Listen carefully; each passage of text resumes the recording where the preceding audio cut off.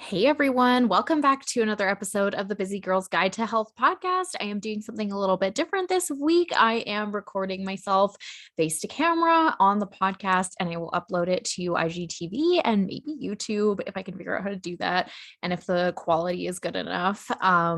My cousin's husband was very nice to give me a ring light for Christmas. So I've got my ring light going. It's still, I don't know exactly what I'm doing with it yet. So we'll see. I'll have to do a little bit of experimenting, a little bit of like adjusting it and such things. But yeah, welcome to the show. I'm super excited to be chatting with you today about diet trends to avoid in 2022. And some of you will remember from last year, I did a very similar podcast episode, Diet Trends to Avoid in 2021. And some things have changed, obviously. It is one full year later, so that is cool. And yeah, so I'm just going to be talking about like what things are kind of looking like for 2022 from like the point of view of the diet companies, what people are talking about online, and maybe like what has changed since 2021.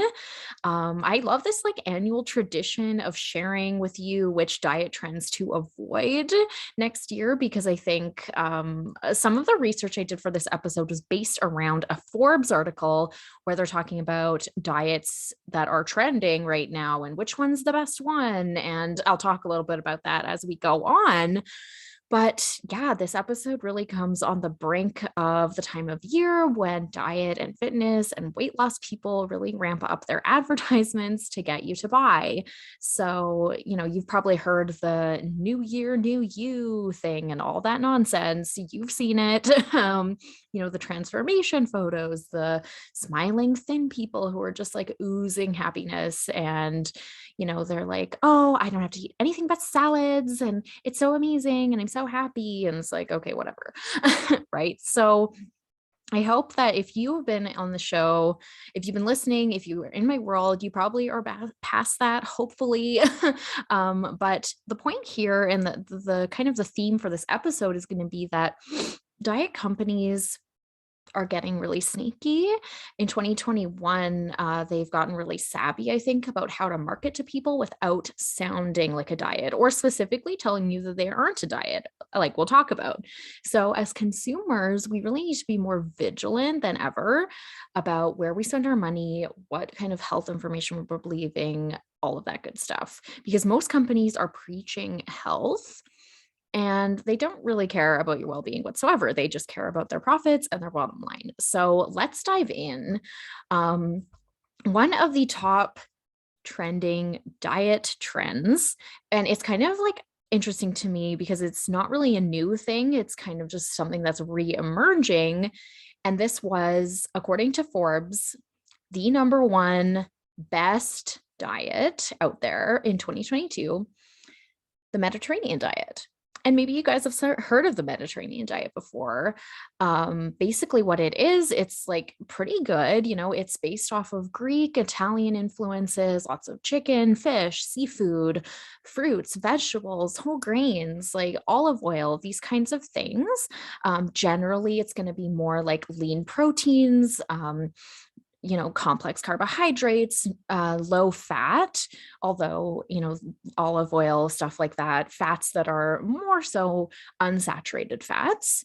And this is often something that is recommended by doctors, dietitians, recommended for weight loss, for heart health, that kind of thing. So, and there's nothing wrong with the Mediterranean diet, really, in and of itself. Like, it sounds pretty good, right? The chicken, the whole grains, fruits, veggies, all of that. So if you resonate with this diet, like, awesome, cool, that's awesome, right? It is good stuff, but like with all diets, I think it's really important that we don't become too pigeonholed into this dichotomy of what to eat and what not to eat. And I noticed on the Forbes website, they definitely mentioned that on this diet, you're not allowed to have sweets, you're not allowed to have high fat foods, and you're not allowed to eat red meat, which, like, I'm sure depending on who you listen to about the Mediterranean diet, they would tell you, different things like, oh, you could eat red meat sometimes, et cetera, et cetera. But this idea of restriction is just like not something we do around here. I don't do that. I focus on what to add, on eating the foods that you actually like. I never tell people to limit anything. I really believe in giving yourself unconditional permission to eat the foods that you like. But if you are feeling drawn to adding in things often featured in the Mediterranean diet, I definitely say go for it. Like, again, whole grains, veggies, olive oil, chicken, fish, seafood, like delicious foods. Awesome. If you feel like you are feeling a pull to eat some of those foods, then definitely go for it. Just don't get caught up in the trap of, I can only eat such and such things, at such and such times, right? That's kind of what we want to avoid here. So yeah. The next one, intermittent fasting. Unfortunately, this trend is still kicking in 2021. It'll probably stick around for 2022. I'm pretty sure I talked about this one in my Diet Trends for 2021 video or a podcast. And here it still is. And I just want to be clear. I don't really have a problem with people who choose to follow intermittent fasting. That's not like I'm not here to bash people who are doing that. For some people, this way of eating works well for them, and that's fine. Like if you're doing intermittent fasting and you love it and you feel good and you have energy and whatever, great. I'm happy for you. Like do it, right? But what I take issue with is people who are trying to profit off of other people's insecurities around weight, who are praising intermittent fasting as like the best tool for weight loss, claiming that intermittent fasting has health benefits that have never really been proven. Like those are the people that I take issue with. And those are the claims that you should watch out for because they are still very much out there. There's still very much that idea that intermittent fasting is somehow this like magical weight loss solution, even though like anyone who loses weight using intermittent fasting is just in a caloric deficit and there's nothing else to it. So anyway, if you love eating only for a small portion of the day, if you like eating big meals and that works for you and your body and your life, like that's awesome. I'm not saying anything to shame you, like do you, right? Be mindful of your health and do what feels good. But that doesn't mean that because it's working for you, that it works for other people and that you should recommend it to people who it might not work for. And there are definitely people who should not use intermittent fasting. And anyway, that's not my expertise because I don't talk about intermittent fasting. But if you are someone who wants to explore that, make sure that you do that with somebody who is knowledgeable about nutrition, maybe a registered dietitian, so that you can do it properly and not end up in a situation where you're low energy or your blood sugar is suffering or things like that. So just be careful, be mindful, be healthy, right? Okay, number 3. And this is kind of one that really emerged in 2021 and that is Noom.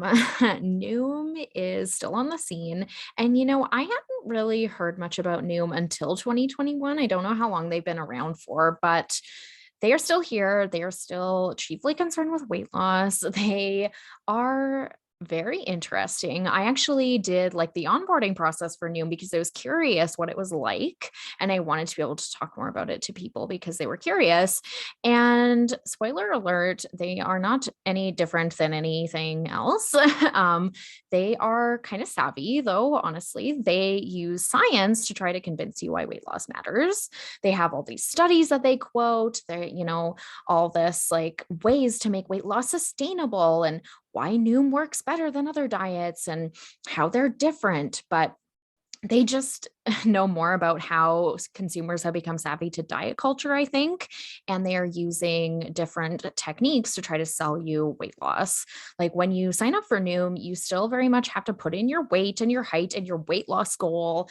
And then they go on about how it's not about weight loss, it's about habits and lifestyle changes and all of this. But mainly, like the goal is still weight loss. Like that's still what they are concerned about. So I would give it a big thumbs down myself. Again, like the onboarding process is pretty intense. Like you have to put in a lot of information in order to get to a point where they're asking you for money, which is kind of strange. It's weird. I don't know. It wasn't a positive experience for me, and I'm sure that it isn't if you're trying to be weight neutral in your approach to health. And again, people who are all about weight loss don't probably really care about your health because they're just concerned with that number on the scale going down and not actually about increasing your healthy behaviors or anything like that. So yeah, big thumbs down to Noom. And I feel like they really have increased their advertising in the later half of 2021 for sure. I don't know if it's just because like I decided to do the onboarding, but I see ads for them constantly, especially on Pinterest. I see a lot of new ads. So I hope that you don't, but if you do, just know it's not any different than anything else. Okay, that's the main three that I wanted to talk about for trends to avoid in 2022. I wanted to give a little bit of a note about the keto diet. I was interested to read in a lot of different sources that 2022 might finally be the year that this trend dies. Uh, Interest in keto has really, really waned in the past year. I think because people are starting to catch on that it's just like way too hard, first of all, and not realistic. And I think there is a push towards what people are calling lazy keto, which is just a low carb, high fat diet. Whatever, if that's what you want to do, then you do you, but don't expect it to heal your relationship with food. So yeah, anyway, I hope that was helpful. I love doing these. It's kind of silly, but it's also kind of an opportunity to talk about diet culture and talk about the ways that companies are kind of trying to bypass consumer savviness and trick you a little bit into buying their stuff. I haven't seen much from the Whole30 recently, which is good. Whole30 is just like some way out there in my mind. You can go back to the 2021 episode where I talk lots about Whole30 because I am a big Whole30 hater. But again, like I haven't really seen much about that. I don't know if it's just like not really catered towards my age range. I'm 26. I don't know if it's just because of that, but I don't really see much advertising for it. So that's a good thing. Anyway, if you enjoyed this episode and you are ready to say no to diet culture, if you're thinking, okay, 2022, like I'm not buying into the new year, new me stuff, but like I want to get my shit together. I want to heal my relationship with food.